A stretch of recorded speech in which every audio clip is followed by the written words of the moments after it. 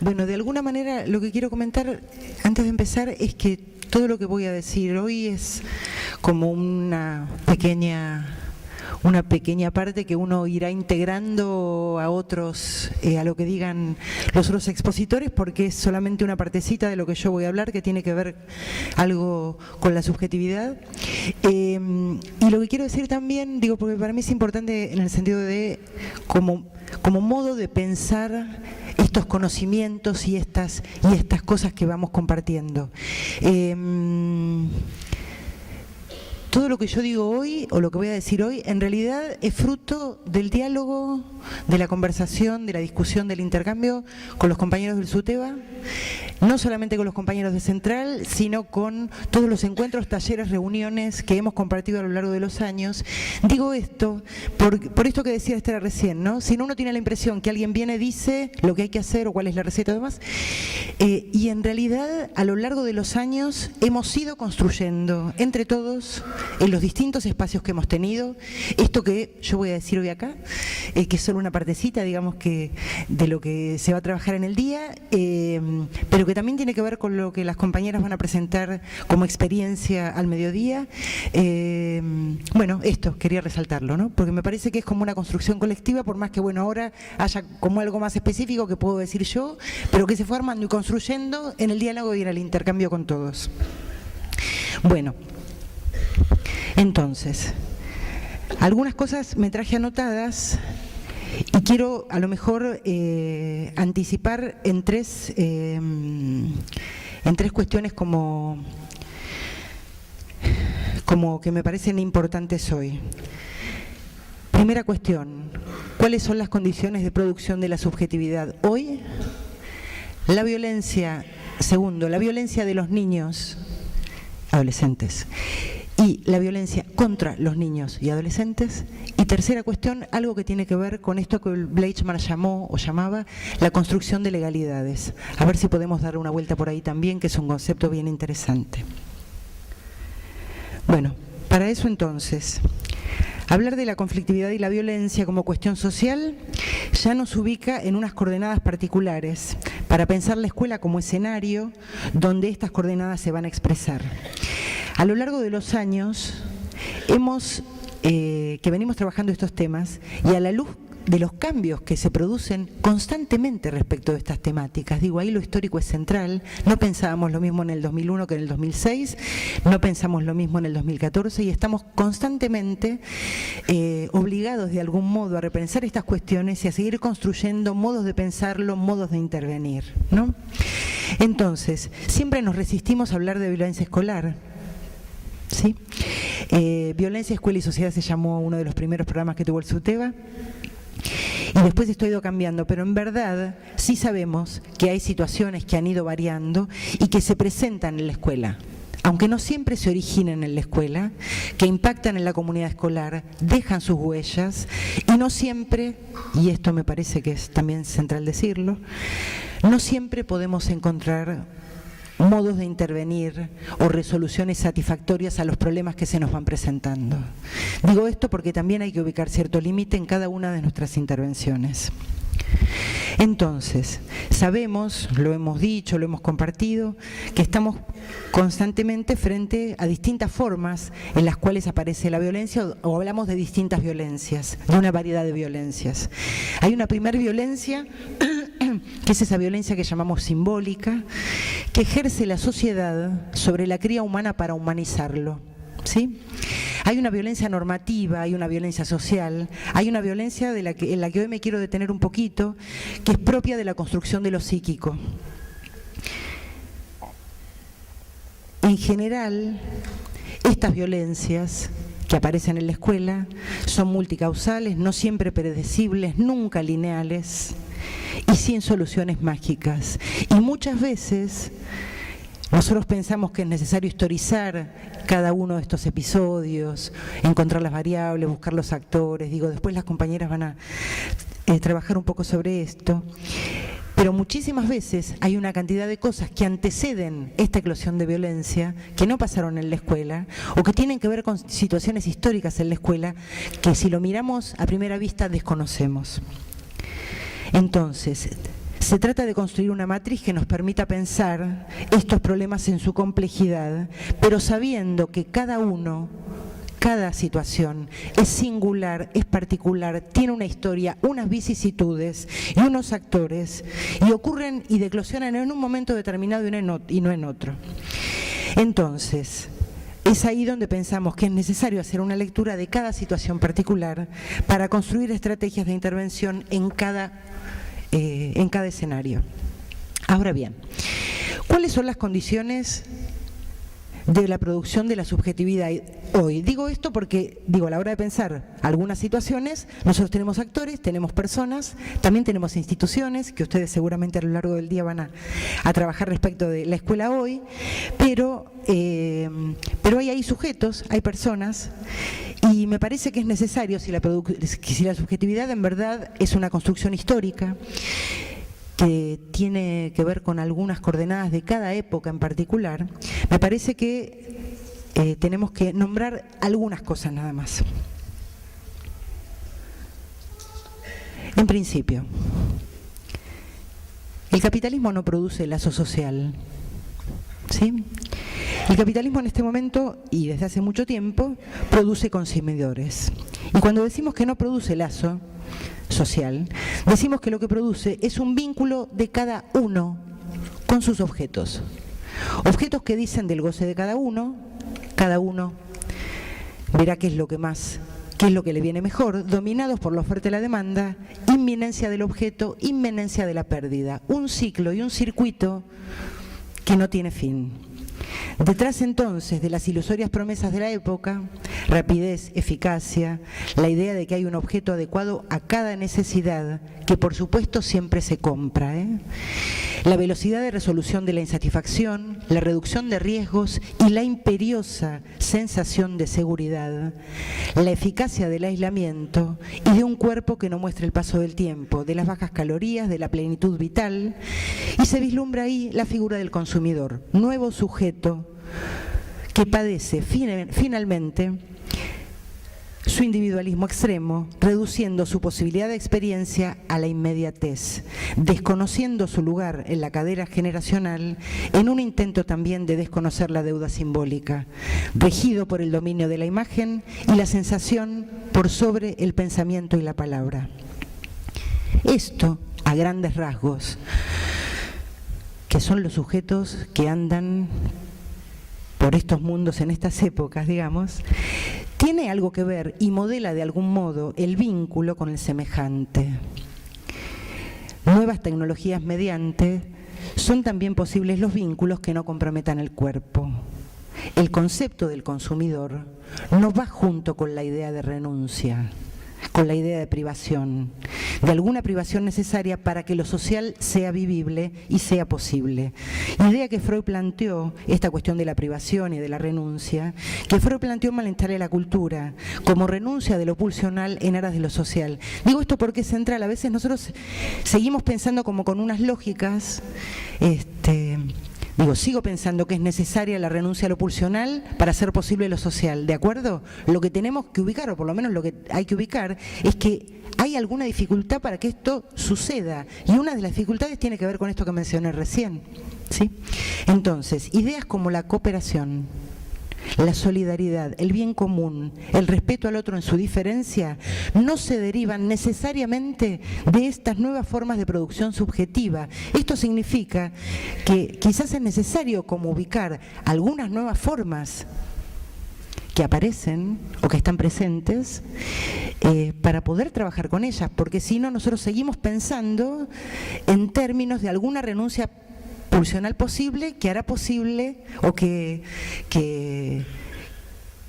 hace que las personas puedan, con todos sus esfuerzos, siempre por supuesto, vivir en conjunto, ¿no? Entonces, estas son las condiciones, algunas de ellas, de producción de la subjetividad hoy. Esto significa que los niños, los adolescentes, las familias, los maestros, están atravesados por estas nuevas formas de lazo y a veces no lo tenemos presente a la hora de pensar a los niños, los adolescentes, las familias y los maestros respecto de sí mismos. Nuestras representaciones de los niños, los adolescentes, las familias y los maestros son de la época de la renuncia pulsional en aras de lo social. ¿Se entiende? Digo, como idea es para darle vueltas, pero me parece que algo de esto está ahí todo el tiempo. Por ejemplo, de ahí la extrañeza y la desesperación que tenemos algunas veces, porque efectivamente creo que a todos nos pasa que hay algunas situaciones que uno se queda mirando y dice, ¿qué pasó? No entendemos lo que pasó, ¿no? Entonces, digo, ahí esta cosa de estamos todo el tiempo intentando poder pensar estas nuevas realidades, cosas que aparecen por primera vez, que no las habíamos visto antes, ¿sí? Pensemos, por ejemplo, cuando contábamos, sin dar demasiadas explicaciones, con esas bellas categorías, por ejemplo, de lo íntimo, lo público y lo privado. Digo, estas categorías de lo íntimo, lo público y lo privado construyeron subjetividad, ¿sí? Era parte de la subjetividad de las personas. Estas categorías hoy son a construir, ¿sí?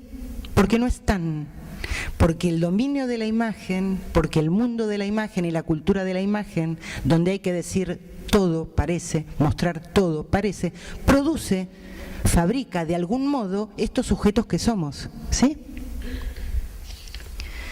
Fíjense que la Sociedad Americana de Psiquiatría, que desde hace años es la que arma unos tratados, no es ninguna pavada, de algún modo estas intervenciones de la Sociedad Americana de Psiquiatría van también modelando nuestras maneras de pensar, mal que nos pese, algunas cuestiones de la salud mental.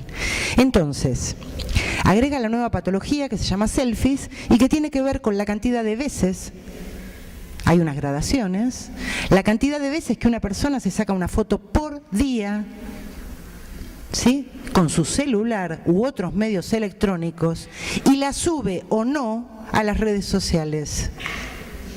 ¿De acuerdo? Digo esto porque, hay un cotidiano en el que estamos todos metidos, ¿sí?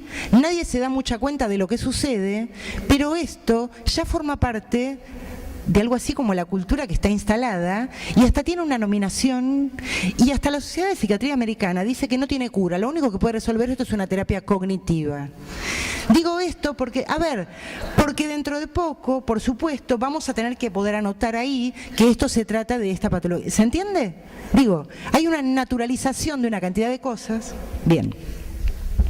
Ahora bien, lo que tenemos que poder pensar, más allá de las maravillas de las nuevas tecnologías y de todo lo que en todo caso, esta cuestión del félicis, y por primera vez debo decir que estoy de acuerdo con la Sociedad Americana de Psiquiatría, lo que releva en verdad es un gran déficit del narcisismo, donde el otro semejante y el otro gran otro no funciona como espejo que constituye el cuerpo.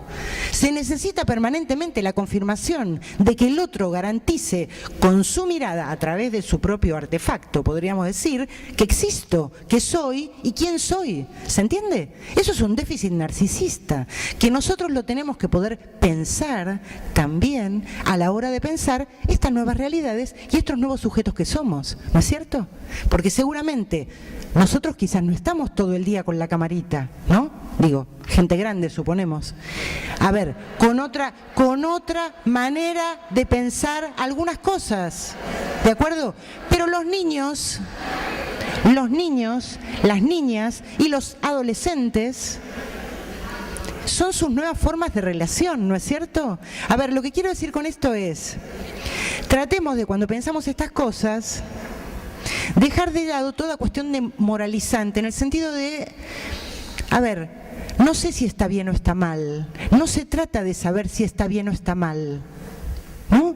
Sino más vale, me parece que se trata de decir, bueno, estas son estas modalidades hoy, a ver si podemos pensar algunas cosas, algunas semejanzas, algunas diferencias, qué cosas pueden posibilitar, qué otras no, ¿se entiende? Porque si no, ponemos como miradas muy moralizantes sobre las cosas porque son distintas a como nosotros teníamos en la cabeza, ¿no? Bien.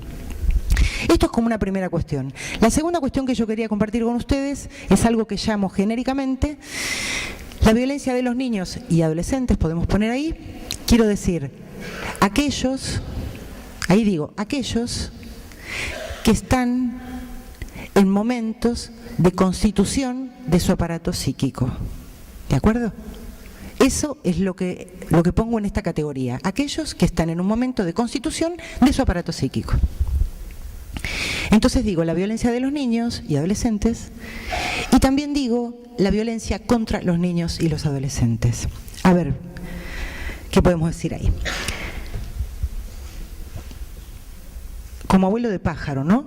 Pero de cualquier manera, cuando la palabra falla, digo esto, ustedes como educadores, lo hemos visto, lo hemos leído, lo hemos compartido en un montón de ocasiones. Cuando la palabra falla, cuando la palabra no alcanza, cuando el pensamiento y la simbolización no operan, como defensa contra la angustia, muchísimas veces, lo que aparece es el acto violento. Hay muchas maneras de pensarlo y muchas vueltas para dar ahí, pero en líneas generales uno podría decir esto. ¿Cuántas situaciones podemos pensar aquí donde esa violencia contra sí mismo, en el caso de los púberes y adolescentes, insoportable, que tiene que ver con la construcción subjetiva del momento de la pubertad y de la adolescencia, propia del momento, hay que decirlo, pero insoportable para quien la vive, se exterioriza, ¿sí? Hasta ahí es lo que conocemos. Y el problema es que no hay nadie ahí, por eso la expansión de la situación, no hay nadie ahí que esté en disposición de sostenerla, de tramitarla, de frenarla. Porque que como propio del aparato, frente a la situación de construcción y de constitución de la pubertad adolescencia, aparezcan reacciones violentas, yo podría decir, es lo esperable. Eso no me asombra, ¿sí? Porque hay algo que todavía como representación psíquica no está constituida, deberá constituirse, ¿sí? Pero lo que hay sí es un impulso interno que se expresa del modo que se puede expresar, podríamos decir, una de esas posibilidades es el acto violento, ¿de acuerdo? O bien la agresión, y a veces la agresión contra sí mismo. El asunto es que para que eso tenga algún derrotero esperable, debiera haber ahí alguien que no esté angustiado, podríamos decirlo, que esté en condiciones de soportar eso, que esté en posición de adulto, que pueda dar lugar a tramitar eso, a ofrecer un parangón para que algo de eso se pueda tramitar. Primer problema. Digo esto porque muchas situaciones de violencia entre pares, que son muchas, tienen que ver con este proceso. No hay nadie ahí que no esté metido en la lógica de el puber adolescente, ¿sí? Que pueda de alguna manera frenar o ayudar a tramitar esa violencia que muchas veces es propia de la construcción subjetiva, ¿sí? Digo esto porque también tenemos que poder diferenciar distintas situaciones, ¿sí? No son todas iguales. Entonces, la violencia es constitutiva del aparato, se tramita en el intercambio con el otro, se licúa en lo social. Si lo social lo puedes procesar, sostener, escuchar. ¿Por qué digo esto? Porque la hostilidad es propia y fundante en la relación con el semejante. ¿Sí? Esto, digo, es así. El otro siempre tiene lo que yo quiero, me va a sacar lo que poseo, él tira del mismo chiche que yo, ¿se entiende? Bien, esto es así, estructural podríamos decir. Ahora bien, un ejemplo. Que los padres, por ejemplo, puedan soportar las acusaciones de los hijos, púberes y adolescentes, su ira, sus reproches, y que no se derrumben ellos mismos frente a estas acusaciones, es lo esperable. ¿Sí? Quiero decir, que puedan soportar esa situación.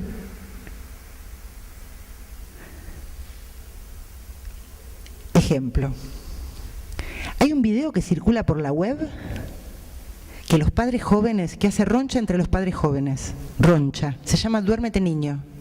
Es una manera en la cual el Google te enseña, entre otras cosas, a cómo hacer cuando un niño no duerme.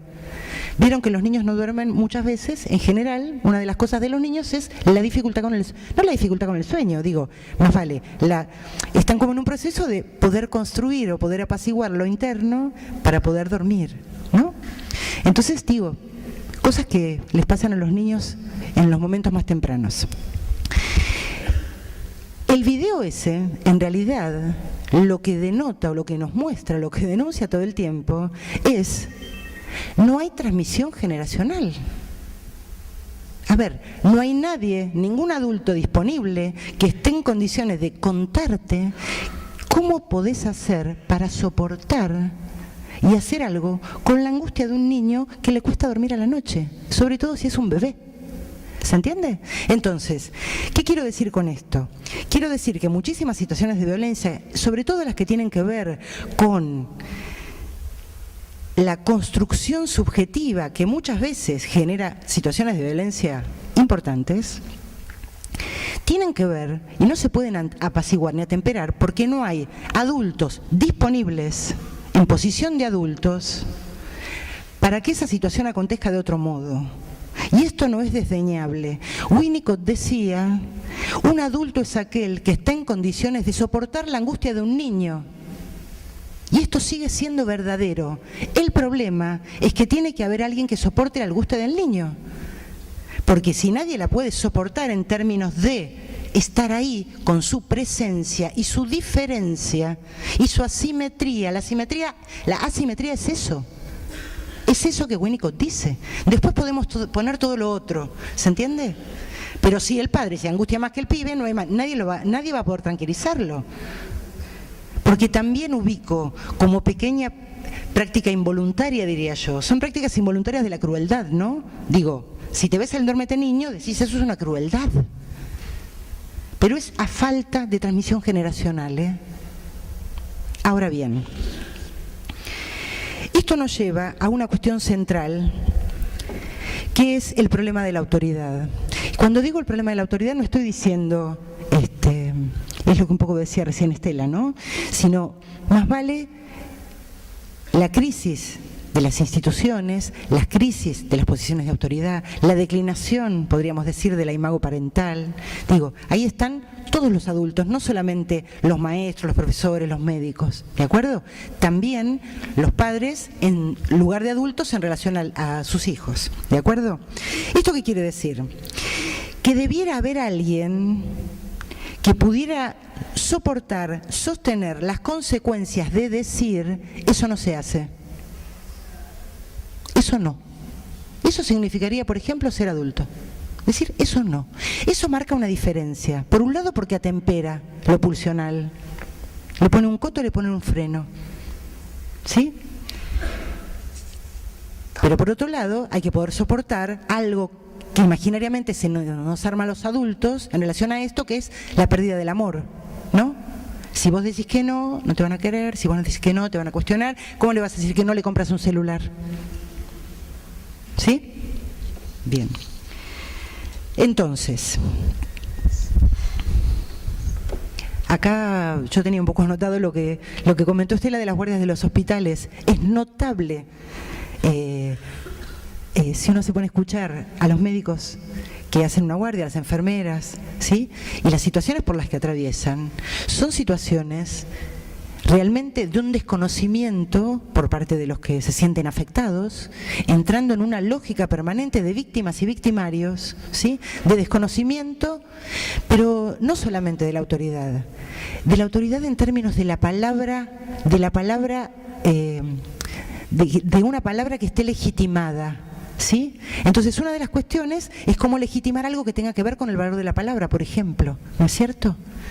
Entonces, por un lado, salir de la lógica de la víctima y del victimario en cualquier situación de violencia, y por otro lado, creo que el gran desafío es cómo volver a darle a la palabra, ¿sí?, algún valor. Pero esto se engancha con esta cuestión que decíamos recién de construir legalidades.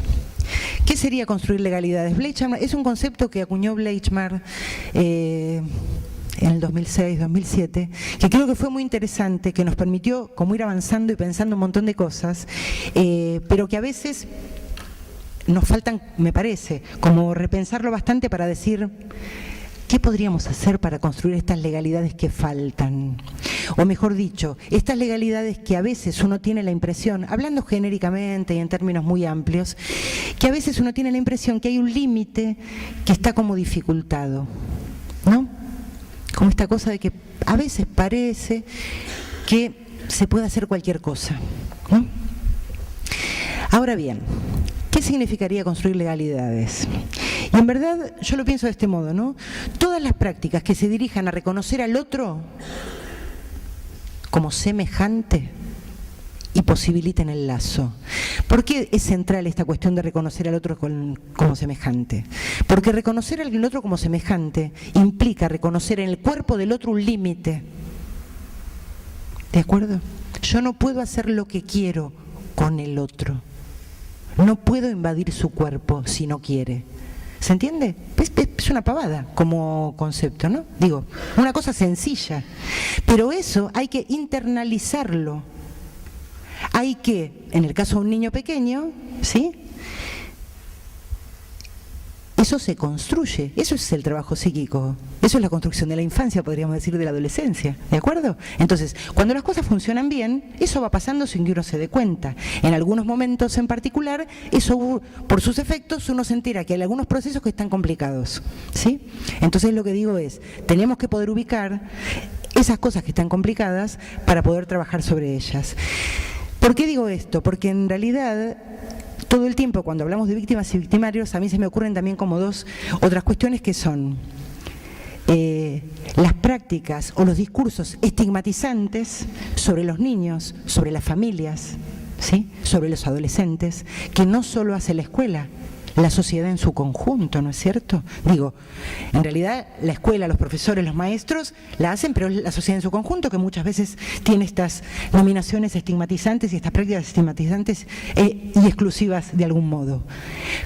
Pero la contrapartida de esto son las perspectivas idealizantes. O sea, que si nos ponemos del lado de la estigmatización o nos ponemos del lado de la idealización, estamos sin darle vuelta al problema, que sigue siendo, por ejemplo, ¿cómo hacemos para construir alguna legalidad que nos incluya a todos? ¿Y cómo hacemos para que el cuerpo del otro aparezca como un límite? Si nosotros vemos que esto está dificultado, uno de los trabajos, no de la escuela, no solo de la escuela, porque esto no es un trabajo de la escuela. Esto es la escuela, las familias, el conjunto social, las organizaciones, cada uno de nosotros como ciudadanos, debiéramos poder decir en qué espacio de nuestra pertenencia tendríamos que trabajar y de qué manera para que algo de esto aparezca y haga posible un lazo social que nos haga el lugar donde estamos un poco más vivible, ¿sí? Entonces, decíamos construir legalidades. Primera cuestión, listo. Sí. Problematizar aquello que no hace lazo con el otro. La hostilidad inherente a la relación con el semejante, que es propia de la relación con el semejante, y los procesos de segregación. Eso es lo que está ahí todo el tiempo, ¿sí? Ahora bien, generar espacios de conversación, de diálogo, de opinión, de fundamentación y argumentación de los actos. Yo no creo que haya que hablar de violencia en las escuelas, ¿saben? Yo no creo que haya que hablar de normas. Porque lo que hay que hacer es hablar, ¿sí? Lo que hay que hacer es generar espacios de conversación, de argumentación, donde vos tengas que construir simbólico. Y eso hace que después la norma consensuada la podamos respetar todos. ¿Se entiende? Ahora bien, a falta de ficciones totalizantes, cuando digo ficciones totalizantes, digo esas ficciones que hacían que las personas se alojaran, pertenecieran, se identificaran, que había antes, hace mucho, ¿sí? Esas ficciones totalizantes, a falta de ellas, no digo que no haya en absoluto, digo que no hay por lo menos las mismas, tenemos que poder, con los niños y con los adolescentes, armar ficciones. Porque armar ficciones te permite inventar lugares, inventar pertenencias, hacer como sí todo el tiempo. Si pienso en espacios donde circule la palabra, digo que está muy bien, pero también me parece que hay que saber para qué quiero eso, con qué objetivo. Digo, Digo esto porque si no, no es sentarnos a hablar de cualquier cosa. Que está bien, está buenísimo, sentémonos a hablar de cualquier cosa, ¿de acuerdo? Pero nosotros como adultos tenemos que saber que en realidad lo que estamos queriendo es trabajar sobre alguna categoría que es no se dice todo. Por ejemplo, alguna categoría que tenga que ver con lo público y lo privado, este tipo de cosas. Y por otro lado, todo lo que tenga que ver con la salida por el lado del arte, lo que permite el arte en realidad es el trabajo sobre la materia, es el trabajo sobre el cuerpo y produce un mecanismo sublimatorio que es el que hace posible lo social. ¿De acuerdo? Bien, para terminar, digo que la escuela, y esto lo digo siempre, y a mí me parece que nosotros tenemos que ser conscientes de esto, la escuela es un testigo privilegiado del crecimiento, del desarrollo, del devenir de la historia de un niño, en un momento, porque fíjense, la escuela acompaña la construcción del aparato psíquico de un niño, de un adolescente, durante todo su recorrido. Y eso es algo maravilloso, ¿sí? Y al mismo tiempo, la escuela tiene otro modo de ofrecer cómo pensar las cosas, puede ofrecer mundos posibles, puede imaginar un futuro, puede construir otros artefactos.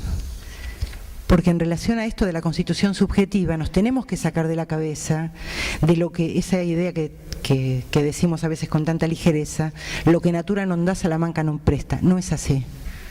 Salamanca te presta siempre, y la escuela a veces, la escuela y otras organizaciones sociales y el conjunto social y las políticas públicas siempre te van a prestar.